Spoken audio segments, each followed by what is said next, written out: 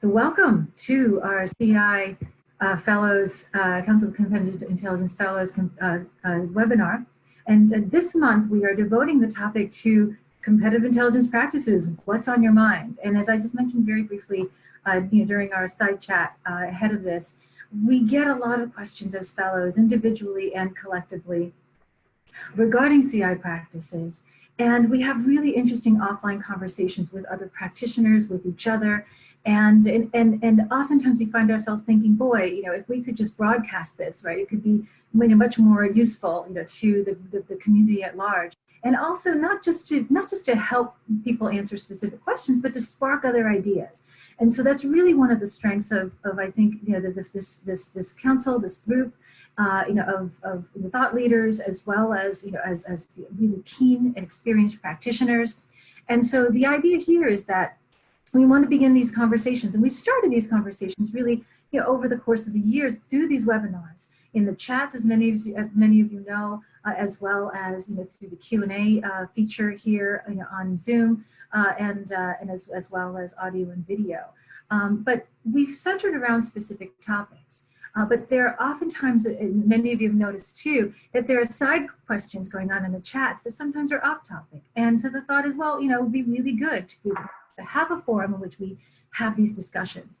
And so this is really the start of the first of these forums, where we can have open Q&A, talk about what's on our mind, and see what happens organically. Some of you have already shared with us your questions, so you've emailed them to us, and which has been very helpful, and I've queued some of these up already onto the deck. I do want to point out, though, that if your question does not appear, it does not mean that we have not used it. Sometimes we roll them into other questions, so for the sake of streamlining. And for many of you, you may have additional questions or questions you simply haven't shared yet that you may want to share via the chat feature. So please use the chat feature on your control panel in Zoom. And you can see that there's already a robust conversation going on there, as usual. And also use the Q&A. And any questions that we're not able to get to today, we will save them, and we will bring them onto our LinkedIn group. And so we will see a follow-up there, and we can carry on the conversation there, so we don't have to wait until our next Q&A session. So with that, I just want to do an introduction to the council for those of you who are new with us, and there are always a few with every webinar. And so the Council of Competitive Intelligence Fellow is a nonprofit educational organization whose mission really is to support the CI discipline in many ways: service to the profession and service to the professional itself. So those of you who are with us. So we serve various roles as ambassadors, champions, mentors, and educators. And so through this, the webinars, this series provides an important component, and we have other aspects of this too, the articles, and we're also developing podcasts and so forth. And so please be on the lookout for those things. But we're ever expanding in our efforts here. And so the panels that you'll see today are the CI Fellows. And the CI Fellows began as an honorary organization that recognized people for their achievements and contributions to the profession and the discipline of CI.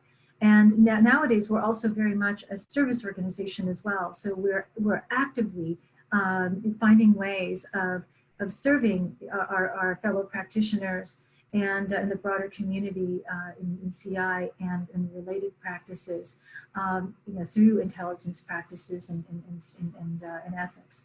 So with that, I just want to say that I should have added more names here, but we have some fellows who joined us at the last minute. But we have here, Andrew Beurschgens from the UK. I'm Cynthia Cheng, Correia, head of the CI Fellows, and I'm based in the United States. And Craig Fleisher is our VP, who's also based in the US. Clifford Kalb, a past president of the Fellows, is a past chair of the Fellows, is also with us as well from the States, and Luis Madureira from Portugal. And we also have among our panel as well, Eric Johnson, and he's joining us from Wisconsin, and you'll also know him too because he and Aurora WDC run Reconverge. And so I don't think I'm missing anybody else today, among the fellows said. And it may be that I may be adding people who are able to join us midstream as well.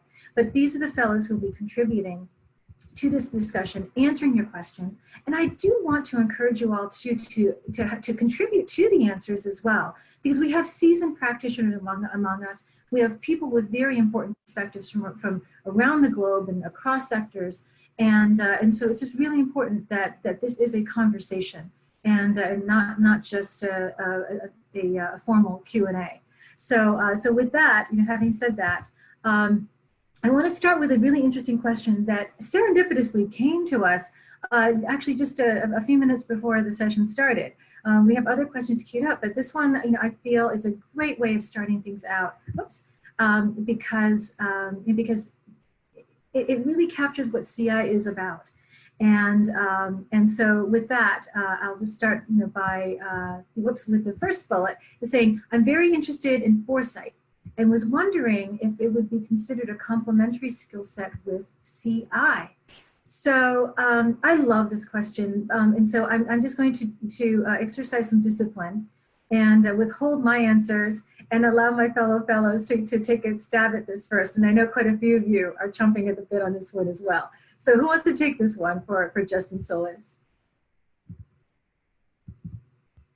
And please unmute yourselves too. I'll go ahead and give it a start if that sounds all right. I'm sure the others will jump in. But yes. So the answer to that, is it considered a complementary skill set? Well, my version of the answer would say absolutely it is. And here's why. We've always been in the CI field, and for those of us who do market research or economic research or commercial research, business research, etc., most of us have always been associated with insight. Some of us, in reality, also do a lot of work with our financials, and in that respect, we're kind of looking in the rear view mirror and we're getting hindsight as well. So the way I've always analogized this, and it fits into my answer, is it takes hindsight plus insight plus, and here's where the question actually comes into play, plus it takes foresight to really build a complete picture of a particular phenomenon that we're interested in. So my simple answer, without going any further, is yeah, absolutely, I think it does. And I'll just say from my own research, I've been doing research on foresight on and off for about 30 years now. I think there needs to be more of it. I don't think we've exercised it to near as high a degree, or maybe as an effective degree, as many of us ought to. That's me included, by the way. Thanks, Craig. Yeah, anyone else? I see you've got a smile there, Luis. Yep. I'm trying to jump in. Building on what Craig was saying, and hi to everyone that I still not talked to. Actually, for competitive intelligence to be competitive intelligence, you have to have an actionable insight. So to be actionable, you actually, as Craig was saying, you have to build on hindsight and on present insight to then and to be actionable, you have to have foresight. So it must be something that's going to happen in the future, because otherwise you'll have information that you will not be able to action. So for it to be competitive intelligence, it must be actionable. So it actually has got to be also foresight. So it definitely is part of CI. Absolutely, absolutely. I might even add too, I agree with you. I think it's vital. I don't think that we can properly carry out CI without foresight, right? I think it's actually definitional to CI. But I think what we struggle with, and this is to Craig's point, that we all do, struggle with the foresight, issue, because our biases are in the present, right? So as a species, we tend to be focused on what's ahead of us, what's here and now. And so the challenge for us is, to constantly train ourselves, towards looking at foresight, and also our teams, right? Encourage ourselves, our teams, to look ahead and, to not just ask those, the traditional so what questions, right? But, if questions and looking at various scenarios. So I think in order to enable the foresight, it's really important that we formally implement some exercises in ourselves and in our teams, within projects and also at the programmatic level, overall in the CI program, and also in our interactions with our Intel users. And that helps us to overcome that and integrates foresight into CI, which is vital. Anyone have any thoughts? I'd like to jump in for a second if I could. One of the things that I learned pretty early in my corporate career was from the senior managers that run large corporations.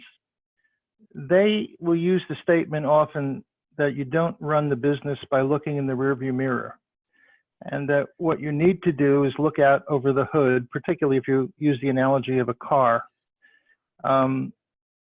Perhaps a way of looking at this question is not from the perspective of the producer of CI, but of the consumer of CI, because their decisions are never in the past.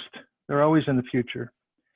And one of the distinctions, which could lead to additional debate, but I'll just throw in my opinion, between market research and CI, which includes foresight as a core competency in my view, is that market research is very good at coming up with precise and accurate descriptions of the past.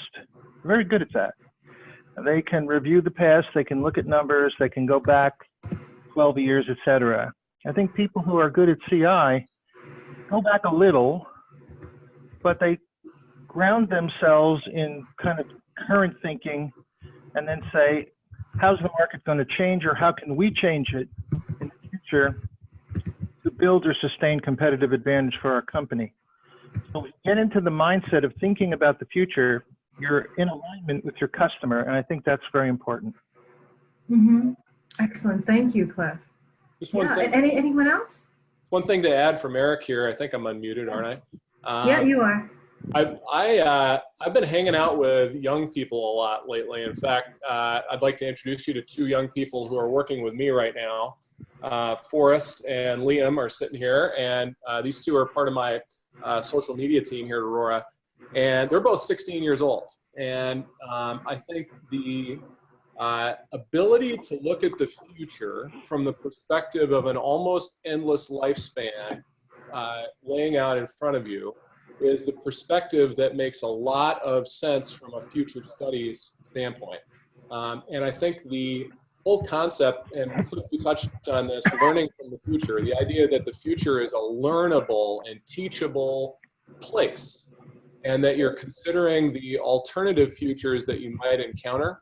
The thing that I tell these guys is that foresight will always be about thinking the unthinkable and imagining the unimaginable, because that is really our job. Our utility as CI analysts is the one thing we're good at.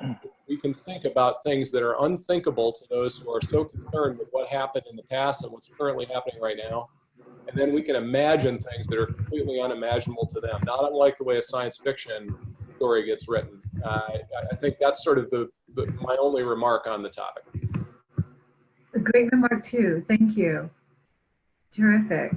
And so I'd like to know if any other folks in the audience have any thoughts about foresight, through experience and observation. And Justin, you asked a really great question. I was about to respond via chat, but I'll just take advantage of this. Justin has asked that whether or not there are any formal studies on, excuse me here, well, this is a bit frozen here. Yeah, so if there are any formal studies on biases in CI. And so with that, so it says here, any studies of systematic biases when it comes to CI, either in analysis or in the interpretation of its deliverables. And in my experience, and Craig, maybe perhaps you have something different because you also have a foot in academia, that I've not seen much on systematic biases in CI, but there's a lot more in Intel in general. So a lot of work has been done in looking at intelligence in general, primarily government and military intelligence, and a lot of that actually is can be brought over into CI practices. But we can also look at biases in behavioral economics and look at those types of biases too, because they have because there's a relationship between that, obviously, and CI practices, because these are business decisions as well. And so, those are the areas in which we can look to. But I think it's really important too, that we also try to observe biases around us. It's more difficult to observe it within us, but I think as we train our skills in observing biases around us, we're able to sharpen our instincts, to that, and I find that it's easier to also be more attuned to our own, importantly, than to ask people to call out our biases too as they see it. And I think teaming on this can be very useful. So apart from from these studies, I think that there's a lot that we can do on our own in these areas. And Ben Gilad had written a book many years ago on blind spots, and that's a book on biases. And I know you've done some work in that as well. So I think the three of us you tend to have some experience with this, and we're happy to talk more about it. But I am so glad that you picked up on this, Justin, because I think many of the mistakes we make in Intel practice, it does involve biases of some sort, right, on the producer and user side. Craig, do you have anything else to add to the? Yeah, I do, and actually I got a couple shout outs and call outs to some of our fellows who actually either have been or continue to be doing research and practice in this area. I mentioned one in the chat box. So Judith Levitt, who some of you know as Judy, who's been a fellow for many years along with us. She is actually a certified futures and foresight professional. She got that certification from the Center for Foresight Studies down at Houston that Andy Hines Group has been running for probably 2 decades and still moving to this day. There's a couple other people too, and the one that comes immediately to mind, Cynthia, is Paul Dishman. Paul in particular has been doing research on cognitive biases, perceptual distortions, especially within the domain of kind of marketing applications of competitive intelligence for well over 2 decades as well. He's written a number of good papers on that. So for those of you who have an interest, I would certainly encourage those. Last but not least, I think the best resource that I tend to use, and many of us who teach in this area also continue to apply in our courses, is one by J. Richards Hoyer.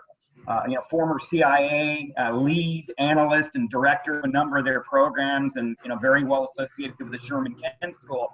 There's a couple of publications he's put out. They're freely available and open source over the web, where he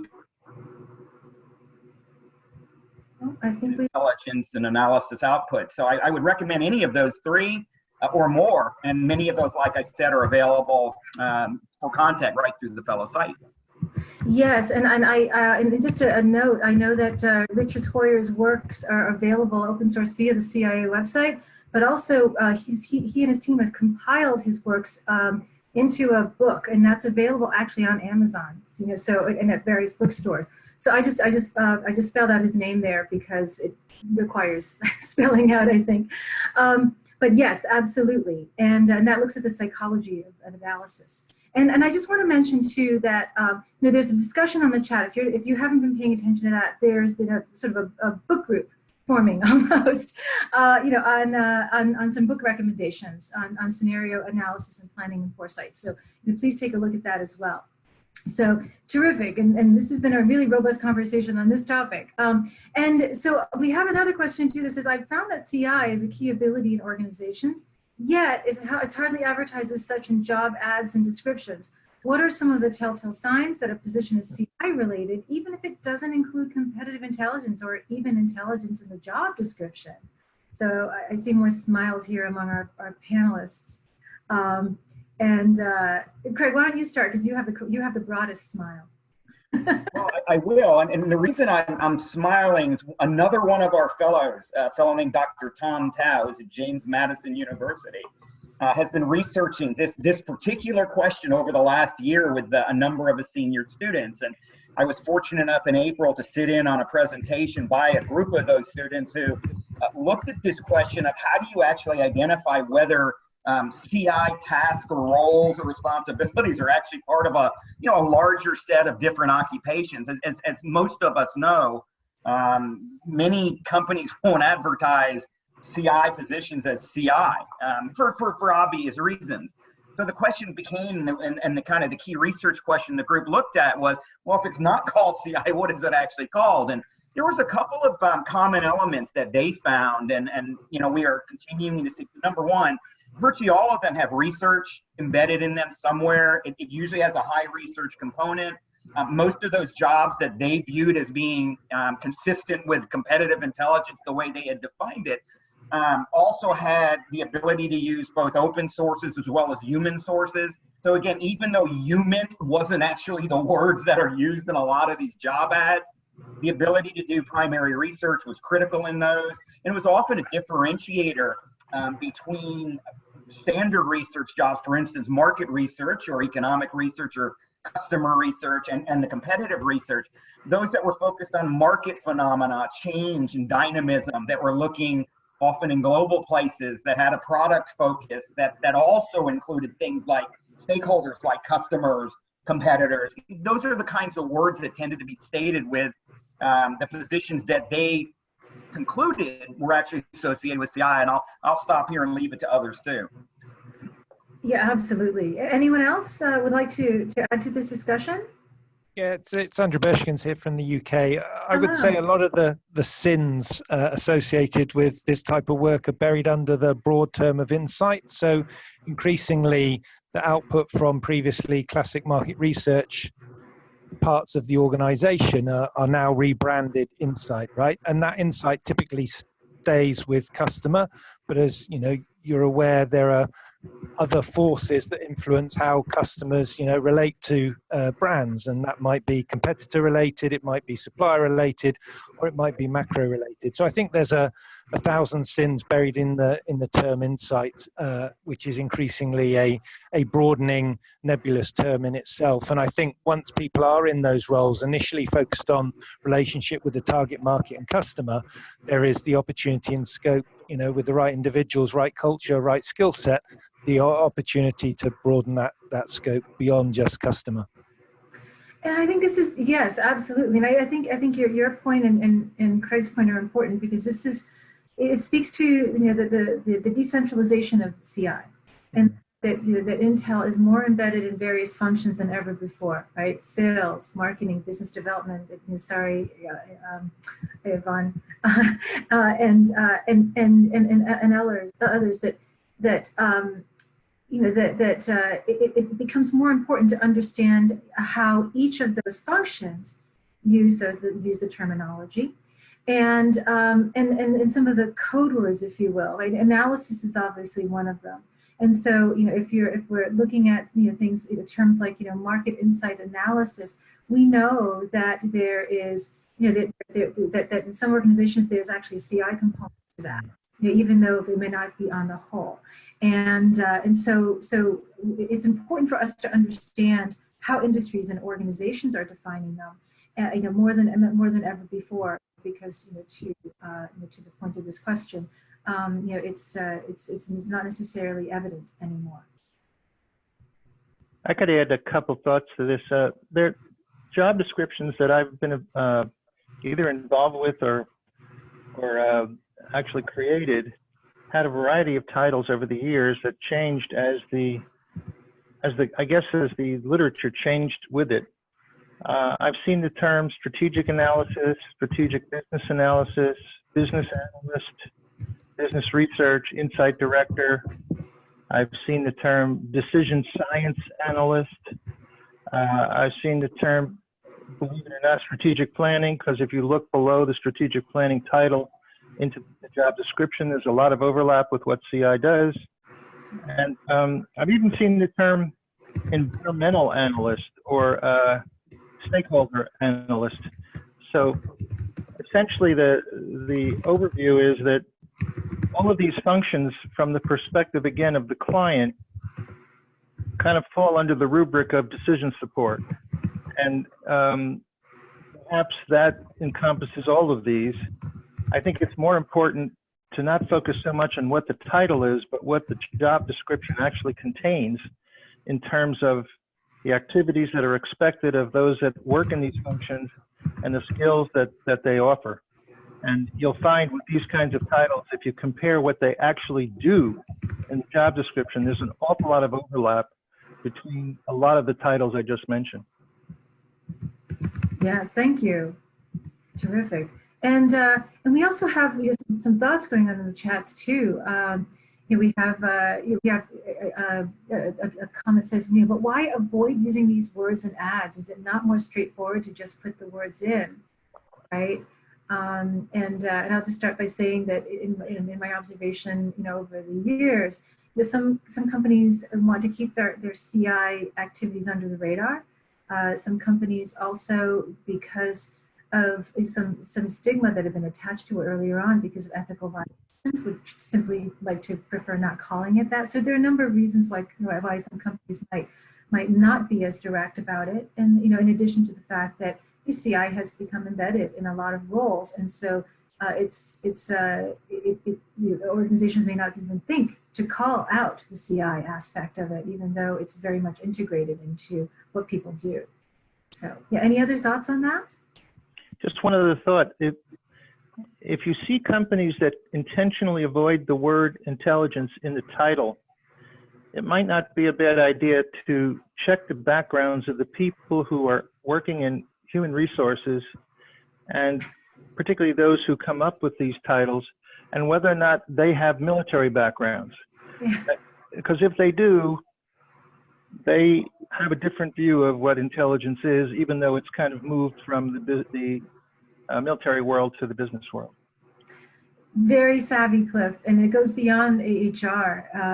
Because within the CI team itself, right? There may be there's some folks who just prefer not to use that term, for that. So terrific. And now we have a question actually that is more complex. And believe it or not. and so here it says, the group in which I'm working has been amalgamated with another group in a reorg. Unfortunately, the manager of the other group, who is now the overall supervisor of the amalgamated group, is focused on improving efficiency and enhanced service delivery, which in their mind involve doing things faster and cheaper with the same number of people, if not less. My questions are, have you ever been in a similar situation? If so, how did you handle it? Do you have any tips and tricks?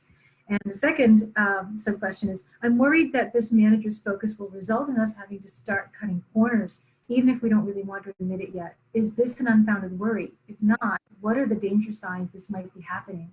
And then the third, if the corner cutting does start to happen, at what point do you feel I might need to consider alternative employment scenarios, i.e. cut my losses and run?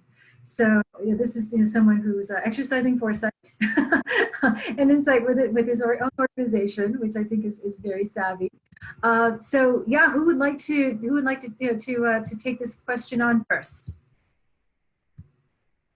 Yeah, I'll give it a go. So it's Andrew here, only because I can relate a lot to that, given the experiences that we've enjoyed.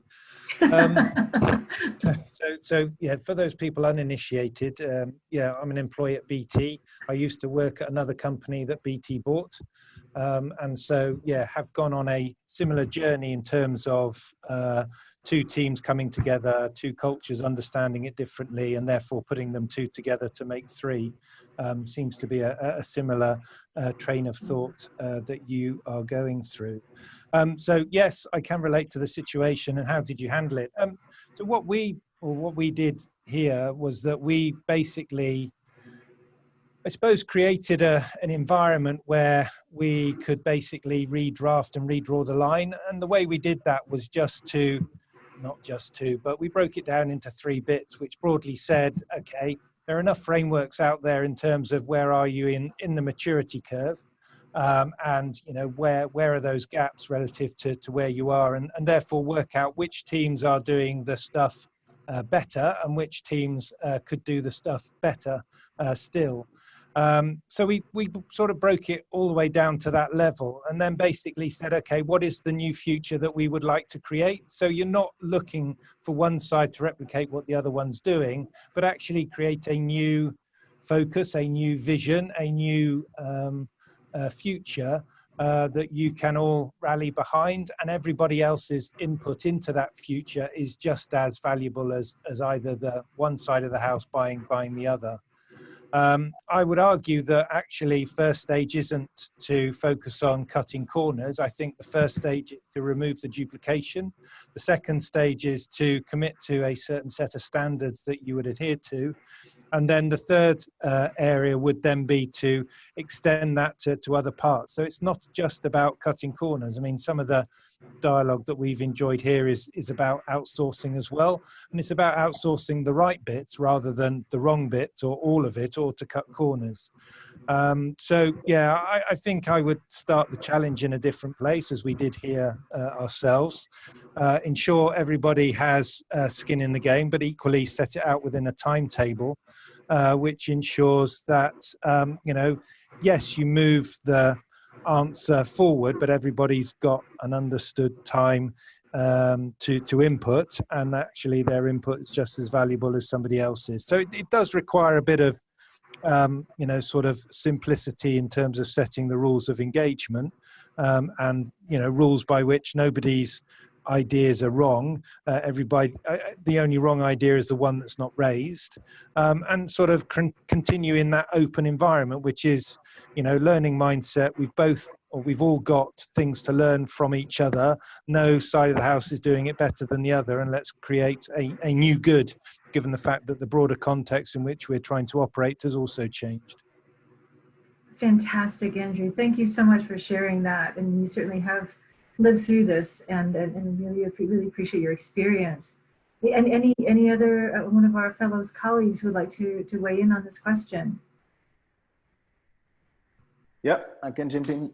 I would say on my side, and kind of relating to my previous experience in the industry, running a CI function for a big multinational in the food industry, actually in the drinks industry.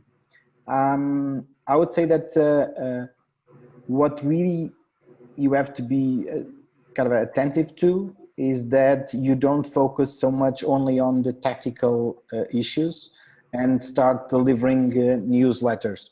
Okay, so kind of the idea is maybe kind of you need to focus on what is essential. I think that Andrew already mentioned that, and maybe it's a way to challenge what is being done and actually kind of improve it. Focus on strategic things and focus on kind of enhancing value, not just service delivery. So service delivery, I kind of read it pretty much kind of start kind of delivering newsletters, but that normally is basically kind of on a tactical level, intelligence, and more kind of more shallow insights, and not so much focus on strategic issues. So I would say that is something that would be the tip that I would give the person who actually kind of make this question. Wonderful. Anyone else have any thoughts about this? Yeah, I would just add that usually if one group in the past had handled a certain number of projects and then the other group had handled another set of projects, it might not be a bad idea to have the leader of this group take a representative from both sides on a little around clients, and then sit down with the clients and suggest the list of all of the things that had been done in the past by the two groups, and just ask each individual to prioritize them from their perspective. And if it turned out that when you were done, half of the projects didn't get a lot of multiple client support, you could propose dropping a lot of things and only focusing on the things that really move the needle. Terrific. Yeah, other thoughts from our fellows and practitioner colleagues? Yeah.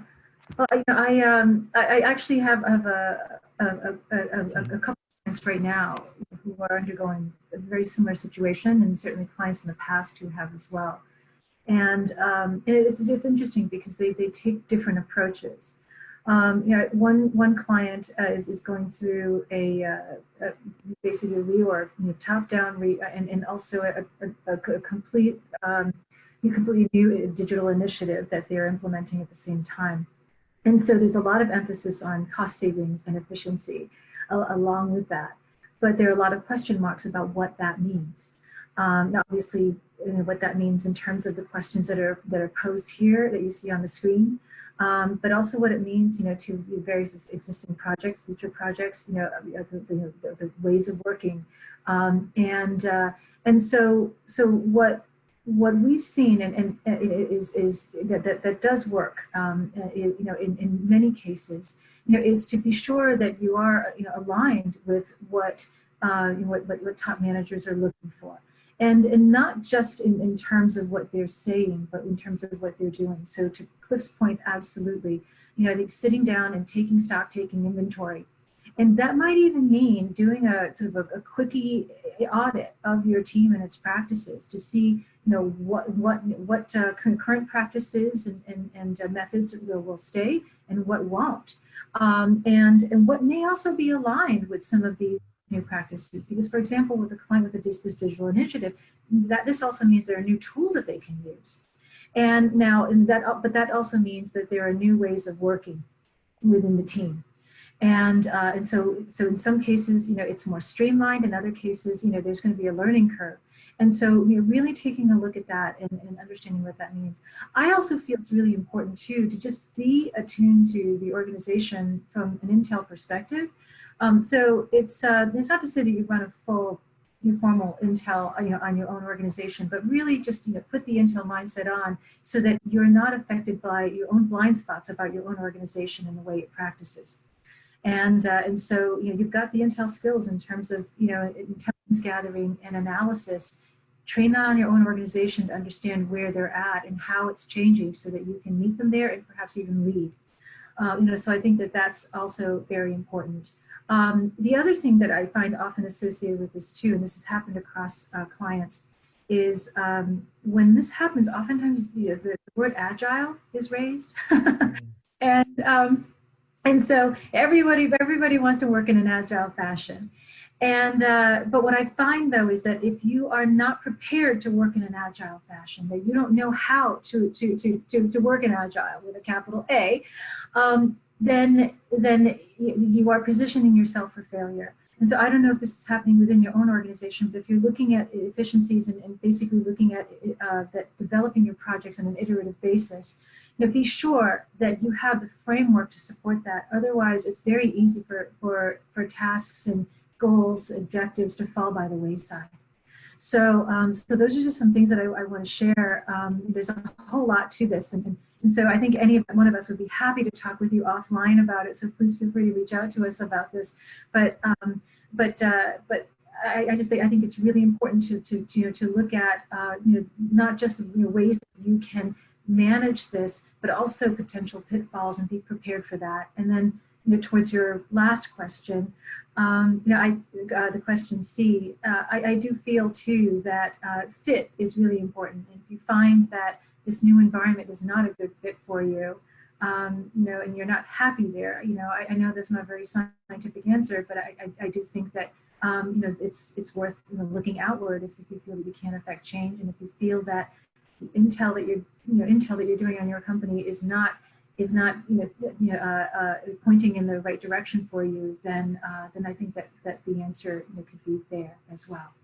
So anyway, and Justin says, chances are if you ask 5 people what agile is, you'll get 10 answer. That's a minimum. And that's absolutely true. And so, there are formal agile practices, and so if folks want to do that, then it's really important that the team is on the same page about what those practices are, the expectation and so forth, as you're developing those efficiencies. So I'll take a step back on that because I think this is a soapbox that many of us can get on. But any other thoughts about this for our colleague? Yeah, I'll just add one. What's interesting, every time you see faster and cheaper, it reminds me of the old dictum that you can have it faster, you can have it cheaper, you can have it better, and you got to pick 2 of the 3. So the one that's missing there is the better. And that always worries me because it tells me that maybe these executives in this organization, actually maybe don't value quality, deep, comprehensive, broad, confident kinds of insights. And by the way, if that is indeed the way that they feel, and I obviously not casting aspersions and don't know the context, but if that's the way they feel and it doesn't harmonize or align, as you were talking about, Cynthia, with this individual's values and their own way of believing that their highest value is to deliver quality intelligence, maybe they do need to consider the C aspect there on the bottom and, look at some other opportunities. For sure, for sure. And I think it's also really important too to understand what's driving this. What's really at the root of this? What's what's really driving management's decisions towards this? Because the key could be there, and that could be an opportunity for you. Because if what's driving this, is maybe a loss of market share, or perhaps other issues. Now that that's really the critical area of focus. It's not so much efficiency and in value. It's that, right? And so that bit of intel that you run on your own organization, right? Running management analysis to understand, to peel back the layers, to understand the real drivers and not just what they're saying, right, to the employees is critical, I think, to Intel's success and how you align yourself, with their stated and unstated goals, positions, and drivers. So, anyway, any other thoughts before we wrap up this segment and move on to the next question? No? Okay. Yeah, and so I think that with many of these questions, if there needs to be follow up, we can certainly follow up in our LinkedIn community group, and also with individuals as well. And so Cliff, at the beginning of this, you had mentioned that we had some ethical questions that are queued up, and so one of them is what are the differences in CI ethics in different countries? Because as we go global, we have global practices, and people are finding themselves challenged and having a common CI understanding. And so how do people understand about them and know what to do? So any thoughts about how your colleagues, your clients, have been grappling with this, or even broader CI issues? Because I know we have other ethical issues. Because I know we have other ethical questions as well. Anyone want to take a stab at this? Let me jump in on this one. I think the question needs to be revised a little, because it's really not the issue of what the CI ethics are in different countries that matters. What I think matters is what is the law in other countries that matters, because that's the starting point always. So an understanding of local law within a jurisdiction where you intend to do research or intend to do, let's say, primary interviewing or on-the-ground interviewing is important. But the overriding driver of ethical decision-making doesn't really come from the country.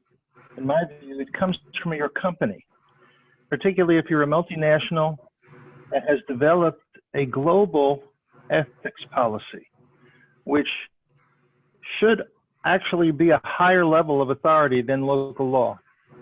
So if, for instance, your company has decided that you will not pay for an interview anywhere in the world, and locally, if you go to certain parts of Latin America or Asia, it's a common local practice to do that, you can just decide before you go that you choose a different country, because the local law prohibits or is in conflict with the company's policy. Or for instance, if you were going to go to a country to look at the possibility of establishing a manufacturing facility, and you said, well, when I put it up, I'm going to put up all these environmental things to prevent runoff from going into the local river.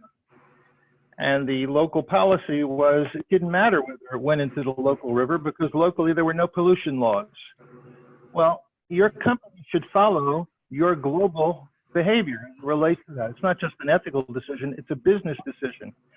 So your ethical construct falls within your company business code of conduct. And that business code of conduct should apply to all employees everywhere in the world. So I think the best way to look at it is stick with the guidelines your company has come up with wherever in the world you're going to do business. And if you have a question, in any case where you're concerned that a situation is one you haven't faced before, then rely on your compliance people, your legal people, or your ethics people, if you have them in a company, for guidance. That's my suggestion. Terrific. So let me add a couple of resources to those folks that are out there that may want to investigate this further. And Cliff, I'm glad I'm following you on this. Cliff and I and a few of the other fellows, by the way, were part of a task force back in the Society of Competitive Intelligence Professional days, SCIP days, where we actually developed an extensive FAQ, frequently asked questions, list, as well as recommended responses. We had a whole committee of folks that, like I said, literally went through a number of the kind of practical ethics issues, such as the questioner's asking here, to try to come up with responses. And to take it one or two steps further, a couple of us at various meetings also developed some scenarios by which we allowed folks to actually think about what they would do facing an ethically charged kind of global context, and sometimes non-global as well. So the resources I would recommend, number one, there is a book that was put out under the auspice of the Competitive Intelligence Foundation. It was known as Navigating the Gray Zone. That book has not only those facts in it that Cliff, I, and others did, but it also has these scenarios and these contexts within which to look at how you go about making good, smart, prudent, ethical choices. The second one, there is, as many of you know, there are a number of ethics codes and practices that are published out there. SCIP has them. The FAQs document that we did is also published and out there in a number of different places. May require a little bit of sleuthing to find it today. But those resources, and in particular that book that I mentioned, is probably the single best one. Last but not least, there was a couple of individuals that did studies on ethics and competitive intelligence going all the way back to the mid-90s. One of whom's an old friend of mine from Penn State University that looked at the most common kinds of ethical dilemmas that CI practitioners face. And here again, if you go into Google Scholar and you look up the name Linda Trevino, you'll find her study on that. It was one of the best, and I'd argue one of the most timeless treatments, actually, from an outsider, someone who's not even in our field but was an ethics specialist, at the kinds of context and the kinds of responses that, you know, indeed connote ethical behaviors. Yeah, Craig, let me just add something else as another resource. There's a group called the Council on Competitor Analysis that's run by the Conference Board, which a number of our fellows have been members of. And in the late 90s, right around the turn of the century, we did an exercise where we took a series of case histories and actually asked the members of this group, or 25 members in the group who are heads of CI at 25 different major multinationals, as to whether they had ethics policies in their companies that could be made public, so that other companies could learn from that and develop their own codes, internal codes in their companies. And in that Navigating the Gray Zone document that you described, there's about 10 of those that companies were willing to share. If your company doesn't have a policy yet, you can use some of those as a template for helping to develop one with your attorney staff. Terrific, thank you. I do want to add a somewhat different perspective to this question, and you know, one that involves really more intelligence defense. Because when we're talking about CI ethics, oftentimes we think about offensively and our own behaviors, right? And keeping on the right side of ethics wherever we are, wherever we operate. But we also have to, in protecting ourselves from others conducting intel, you know, on our own organizations, you know, consider that ethical boundaries, ethical perspectives vary across the world as well. And so not all cultures and individuals and companies, right, share the same perspectives. And so it's important for us to think beyond that and in thinking about the possibilities of how people might conduct themselves based on their own ethical perspectives and approaches. And so I think when we're operating a global environment nowadays, it's more important, I think, that we think about this, and also, you know, that we think about how ethical issues change, right, along with technology, right, along with various practices. And so, we see this happening, in terms of, technology and issues relating to privacy, and even, fake information and misinformation, disinformation that's being spread, and in various tolerances for that. And so all of this is wrapped into, to ethics in some newer ways. And I think that, there's some interesting work and considerations that can be done along these areas as well. So, yeah. And so another question is, how do we keep on top of techniques and developments to know that our practices are on the right track? How do we stay on top of things? It's a pretty broad question, but a good one, and a perennial one. Who wants to take a stab at that? And by the way, I just want to encourage the audience to share, their tips as well. And you can also include your favorite tool, which is the question after that, because we just want to know what people are doing and sharing. And this is where also social media, the various CI communities, come in handy as well. So anyone want to throw some ideas out there? How do you stay on top of your game, people?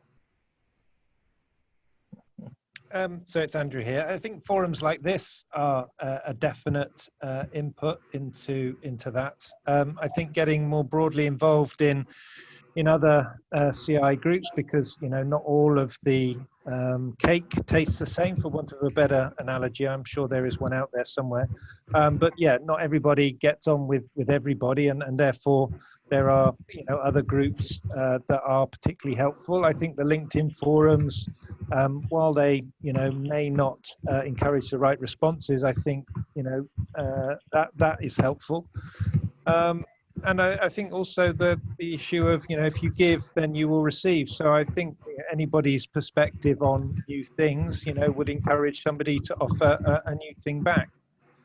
So yeah, I would say, learning mentality, get stuck in, and consume as you see fit. Thank you, Andrew, for getting us started on that. Some great thoughts. Any other ideas? How do we?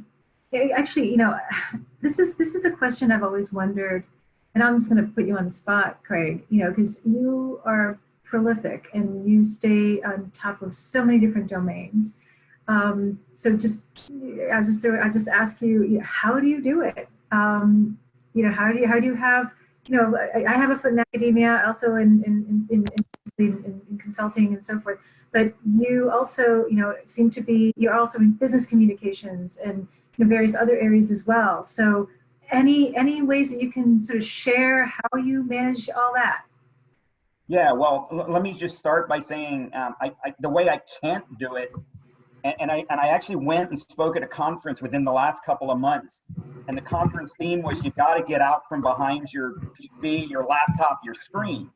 So number one is, if we're sitting here at our desk all the time, you're not going to be able to stay up with technique. So, my simple and probably counterintuitive answer is, it requires you to be very well networked. You need to socialize in those networks. It's using all the social media that you have available to you. It's by having lots of conversations with your colleagues, by the way, within your company, where the vast majority of probably what you need to know in terms of evolving, emerging, effective kinds of techniques, tools that they're using. If you're in a larger company, there's probably somebody doing that somewhere. And so it's a matter of just being able to make sure that you have a network conduit by which to actually access them. Number two is, you got to dedicate time every day staying on top of things. If you don't dedicate and you're not systematic about it, it's not going to happen by osmosis. So, there are things I do. I've been doing these for years. Every day I do set aside some time to make sure that if any important developments have, quote unquote, come across the transom, that at least I'm aware of what they do. And of course, I have a fairly sophisticated, well-developed system for, prioritizing those, archiving those, making sure that I actually do dive in deeper than just looking at a 140 or 280 count Twitter handle and things like that. And last but not least, you know, ongoing and continuing kind of learning and development in our field, it's critical. It's critical for people like me. And yeah, I'm one of the people that actually theoretically is supposed to be, you know, sharing some of these new and emerging techniques. And indeed, I try to do that. But having said that, it is amazing the kind of work that people like those on the call, or, you know, and frankly, half of our audience, I do see your names there, folks. And some of you know me and I know you too. So, you know, there are people out there that are doing some great things. And at the end of the day, we have to be able to be in positions of opportunity to share with them and to have them share back. There's got to be an exchange. And we just need to, and, you know, the CI Fellows is one of the conduits within which that exchange is going to be facilitated and catalyzed. So I'm excited by that, because I'm learning something even as I'm sitting here listening to you guys today. Absolutely. I think that learning that growth mindset is really important, as noted by Jean-Francois. And he also notes too that, you know, they're starting to use and adapt design thinking to CI. And so with that, you know, I do want to get to Luis about this. So I want to underscore the fact that, you know, it's so important, I think, you know, to tap into expertise.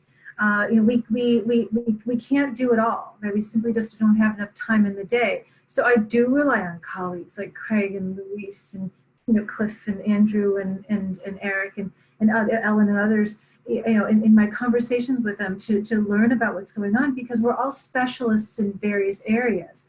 And so it's a wonderful way of crowdsourcing, and design thinking is also related to that as well, because, you know, and of course it's more formal, you know, than what we're talking about. But if you have a group, you know, that you know, that you're employing design thinking, or perhaps, you know, even the Delphi method, where you just you're tapping experts on a systematic, regular basis, so that you can be sure that they are serving as your eyes and ears, and they are providing you some new ideas and insights. I think that's a wonderful way of staying on top without the pressure of having to do it all. But I can't talk about design thinking without pointing to my colleague Luis. And so, and Luis, you're also, you know, you're pursuing a PhD as well. And so, you know, how do you stay on top of everything?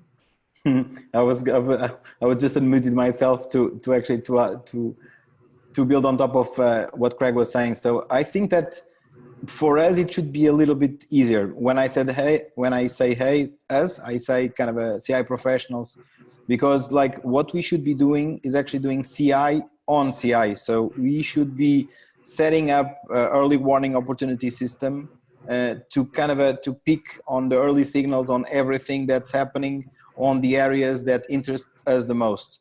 And we should be doing some kind of a secondary research first to see what are the topics, what are the signals that are appearing in the competitive landscape of CI, of course, and then actually go into the UMINT and actually kind of a network and talk to people, and then use design thinking. You use kind of the human-centered approach to also get the information from the kind of our colleagues, which are kind of working in those areas. Actually, that's basically what I do. So I set up my own Google alerts. I set up my own kind of feeds. I set up Twitter lists. So I have Twitter lists for different topics. So I have Twitter lists for innovation. I have Twitter lists for CI. I have the Twitter lists for design thinking, and so on and so forth. So, but you have to be also building on top of what Craig already said. You have to really be systematic about it. So you have to have your own, if you do it just for your own, you have to do your own kind of a personal information management system, or PIM if you want. I build that on top of my kind of a Evernote account. So everything that I find, I just actually put it on my Evernote, and then I look for it when I'm kind of looking for it, or I want to go deep diving in one of those topics. I hope I answer your question. I'm not talking about design thinking. I was answering kind of and building on top of the previous topic. Of course, and actually, I think you also tapped into a question that was asked about tracking, I believe, alerts, and so appreciate that. I think Fuwei Bender had asked examples of the online subscriptions and alerts to keep informed, and so you mentioned Twitter and just capturing things in an organized fashion. I think that's really important. So, and I know many of us are also on social media and various channels as well. So any other thoughts about alerts and ways of staying on top of things that way? And I just want to note that we're a couple minutes away from the top of the hour, so we'll be wrapping up soon. Just one thought, not so much about alerts, but about sources. One of our colleagues, Ellen Naylor, has taken on her own, I believe, for many years, the responsibility of sort of summarizing the CI literature, and has kind of a list. I think it's up to something like 200, 250 books now that she has compiled that are in a library where she can go and take a look at the title and look at the contents, and that could be a source for you. She's also, in the role she plays in the fellows group, the person who makes announcements when fellows come out with new publications or new books through the various ways that the fellows communicate with one another. So Ellen is a wonderful source for this sort of thing, and it's too bad she wasn't able to make it today, but I think if she had been on this program, she would have mentioned that as a source. Yes, and I'm just sending out her website is the BI source, for folks who are looking for that. So that list is on that is on that site that she has. And so so we are at the top of the hour, and we've only scratched the surface of all the questions that we got. And so what I'm going to do is we will post these questions along with the recording. That was quick, Louise. The questions along with the recording, because we have really interesting questions too. One is, what experience have panelists got to share in terms of pivoting their CI/MI programs by when the company has been acquired? And so that's related to the earlier question that we had received. And we also have social media and digital communication affected ethics, or with all the ways that people can be deceitful. Are there any tricks to figure out who's telling the truth digitally, socially, media, and video? Now, so many of these and so many of these other topics that are along the chat can be spun out into webinars unto themselves, right? Unfortunately, we only have 12 months of the year, but we'll try to tackle as much as we can also on our community group. And we are taking notes, to your comments and areas of interest, so that we can develop future webinar topics that you're interested in. So please stay tuned to that. And as always, I'm just going to actually, these are all the questions that I had queued up. But as always, please keep in mind that when we are on the internet. We've got our website cifellows.com with an events calendar there, and also highlights of things to come, including other webinars. And we'll announce our September webinars there. We've got our Twitter at the CI Fellows. And also the LinkedIn community group that I mentioned is the Council of Competitive Intelligence Fellows.